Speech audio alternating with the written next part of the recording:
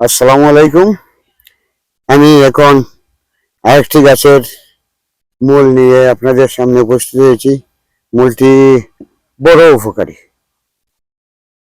যে মূলে অসাধ্যকেও সাধন করে, মানুষের অতি কষ্ট থেকেও শান্তি দেয়। যে গাছের মূলে শান্তি দেয় সে গাছই হলো আমাদের জন্য সবই উপকারী। তাই যে একটি গাছ, তার নাম হলো খুকসীমা। এই কুকসীমার গাছের মূলের রস যদি আপনারা নিয়ে খাইতে পারেন তাহলে অশ্বরোগের জন্য খুবই উপকারী। অশ্বরোগ, অতিসত্বর, গ্যাস বা বিতর গ্যাস, যেটা বলি আমরা বিতর বলি, সেটাও কাজ করে।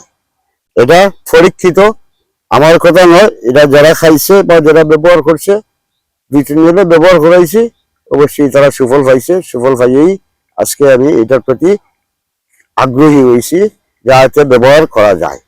আমি ব্যবহার করলাম, আপনারাও যদি পারেন তাহলে আপনারাও ব্যবহার করেন। আল্লাহ হাফিজ।